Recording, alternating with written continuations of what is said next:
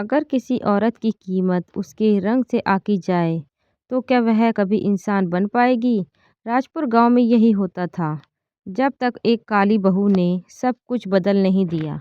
राजपुर गांव सर्दियों से अपनी परंपराओं और रूढ़ियों में जकड़ा हुआ था। यहाँ लोग समय से ज़्यादा समाज को देखते थे और इंसान से पहले उसका रंग।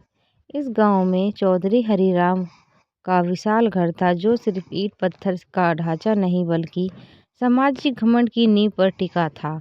हरिराम अपने पूर्वजों की तरह मानते थे कि इज्जत खून जमीन और दिखावे से बनती है। उनकी पत्नी शांति देवी भी इस सोच पर पली थी। औरतों का मूल्य उनके रूप, रंग और चुप रहने की क्षमता से आंका जाता था। उनके दो बेटे थे, रमेश और सुरेश। दोनों पढ़े लिखे थे, शहर में नौकरी करते थे, लेकिन सोच पिता जैसी ही थी, बस थोड़े आधुनिक दिखते थे। रमेश की शादी जब तय हुई तो शांति देवी ने साफ कह दिया, बहू ऐसी होनी चाहिए कि लोग देखें और जले। नेहा बिल्कुल वैसी ही थी, गोरी, सुंदर, शहर में पली, अंग्रेजी बोलने वाली। शादी के दिन पूरा गांव यही कह रहा था कि चौधरी साहब ने सच में हीरा चुना है। नेहा के आने से घर की रौनक बदल गई, लेकिन अंदर की आत्मा सूनी रहने लगी। वह घर को होटल की तरह इस्तेमाल करती, ना समय से उठना, ना किसी बात को सुनना। सास ससुर को वह सम्मान देती थी, लेकिन अपनापन नहीं। शांति देवी यह सब देखती थी पर आंख मूंद लेती थी क्योंकि बहू गोरी थी। कुछ साल बाद सुरेश की शादी हुई। इस बार लड़की थी सीमा। सांवला रंग, साधारण चेहरा, पर आंखों में स्थिरता और आत्मसम्मान। शांति देवी के चेहरे से मुस्कान गायब हो गई। गांव में कानाफूसी शुरू हुई, चौधरी के घर काली बहू। सीमा ने यह सब सुना, समझा और चुपचाप सह लिया। शादी के बाद उसने किसी से शिकायत नहीं की। वह सुबह सबसे पहले उठती, घर का काम करती, सास ससुर के पांव छूती और बिना उम्मीद के सब करती। दोनों बहुएं एक छत के नीचे रहती थी, लेकिन दोनों की दुनिया अलग थी। नेहा के लिए सुंदर अधिकार थे, सीमा के लिए जिम्मेदारी। नेहा खुद को सर्वश्रेष्ठ समझती थी, सीमा खुद को उपयोगी बताती थी। समय बीतता गया। शांति देवी ने अनजाने में ही भेदभाव शुरू कर दिया। नेहा की गलती हंसी में टाल दी जाती, सीमा की छोटी सी चूक पर ताना मिल जाता। सीमा चुप रहती लेकिन टूटती नहीं थी। गांव की औरतें सीमा से जुड़ने लगी। वह पढ़ी लिखी थी, लेकिन उसने कभी दिखावा नहीं किया। उसने बच्चों को पढ़ाना शुरू किया, औरतों को समझाया कि उनकी जिंदगी सिर्फ चूल्हा नहीं है। धीरे धीरे गांव बदलने लगा। इधर नेहा को यह सब बेकार लगता। उसे लगता सीमा दिखावा कर रही है। लेकिन जब शांति देवी बीमार पड़ी और सीमा ने रात रात भर सेवा की, तब पहली बार नेहा पीछे हट गई। उसे एहसास हुआ कि प्रेम रंग नहीं देखता। कुछ समय बाद हरिराम बीमार पड़े। इलाज महंगा था, जमीन बेचने की नौबत आ गई। उसी समय सीमा ने सरकारी योजनाओं, अस्पताल में औपचारिकता और परिवार को संभालने की जिम्मेदारी उठाई। नेहा पहली बार घबरा गई। उसने अपने गहने बेचने की बात कही। यह उसका पहला सच्चा त्याग था। उस संकट ने पूरे घर को बदल दिया। हरिराम को समझ आया कि इज्जत समाज नहीं, इंसान देता है। शांति देवी को एहसास हुआ कि उन्होंने जीवन भर गलत तराजू से लोगों को तोला। सीमा और नेहा अब साथ साथ काम करने लगी। नेहा ने शहर का अनुभव लगाया, सीमा ने गांव का विश्वास। दोनों ने मिलकर महिलाओं के लिए काम शुरू किया। राजपुर की पहचान बदलने लगी। एक दिन गांव में बड़ा कार्यक्रम हुआ। सीमा को सम्मानित किया गया। मंच पर खड़ी सीमा ने बस इतना कहा कि मैं काली हूँ या गोरी, इससे फर्क नहीं पड़ता। फर्क पड़ता है कि मैं इंसान हूँ। शांति देवी की आंखों से आंसू बहने लगे। उन्होंने सबके सामने सीमा को गले लगाया। उस दिन राजपुर ने पहली बार समझा कि असली उजाला रंग में नहीं, सोच में होता है। उस दिन के बाद राजपुर सच में बदलने लगा, लेकिन बदलाव कभी अचानक पूरा नहीं होता। वह धीरे धीरे इंसान के भीतर उतरकर आकार लेता है। सीमा के सम्मान के बाद गांव के लोग उसे अब सिर्फ चौधरी की बहू नहीं बल्कि अपने गांव की बेटी मानते थे। जहां पहले लोग उसका नाम उसके रंग के साथ जोड़ते थे, अब उसका नाम उसके काम से पहचाना जाता था। शांति देवी के भीतर भी एक लंबी लड़ाई चल रही थी। बरसों से जमी सोच एक दिन में नहीं बदलती। कभी कभी वे अनजाने में फिर नेहा को ज़्यादा पूछ लेती, सीमा को नज़रअंदाज कर देती, लेकिन अब उन्हें अपनी ही गलती चुभने लगी थी। जब भी सीमा चुपचाप मुस्कुरा देती, शांति देवी का मन भारी हो जाता। एक शाम उन्होंने सीमा को अपने पास बिठाया। आंगन में पीपल की छाल थी और हवा में सौंधी सी ठंडक। बहू शांति देवी ने धीमे से स्वर में कहा, अगर मैंने कभी तुझे कम समझा हो तो मुझे माफ़ कर देना। सीमा ने तुरंत उनके पैर छू लिए। माँ जी, आपने मुझे घर दिया, यही बहुत है। शांति देवी की आंखों से आंसू बहने लगे।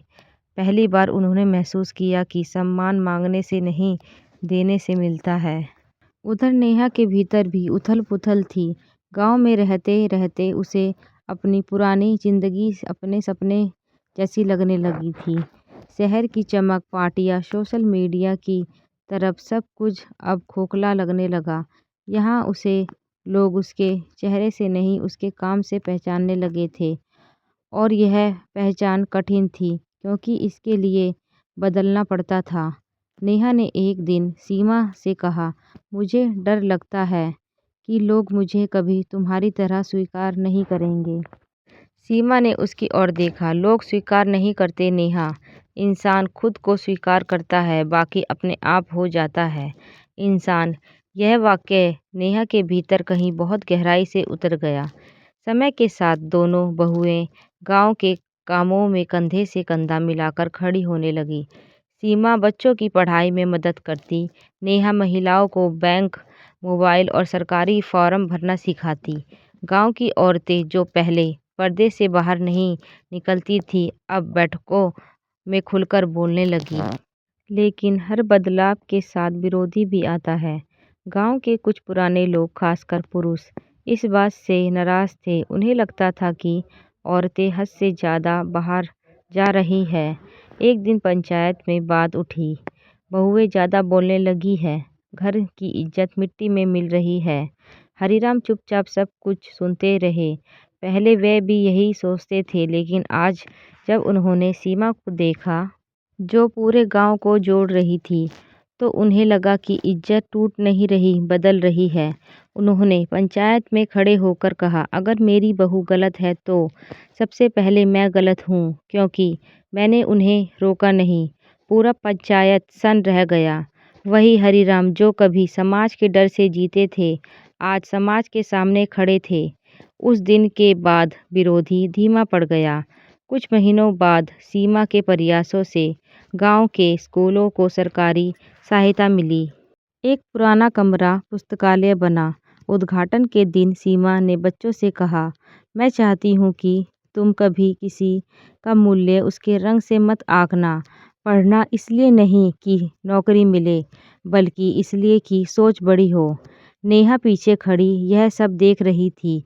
उसे लगा जैसे उसकी जिंदगी पहली बार सही जगह खड़ी है। लेकिन जीवन सिर्फ सफलता की कहानी नहीं होता।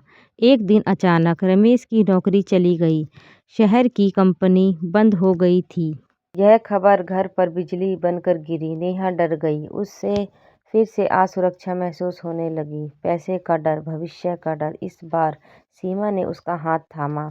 अब हम साथ हैं, उसने कहा। नेहा रो पड़ी। वह पहली बार खुलकर किसी के सामने टूटी थी। उस रात दोनों बहुएं देर तक बातें करती रही। अपने डर, अपनी गलतियां, अपने सपने। यहीं से उसके रिश्ते ने नया रूप लिया।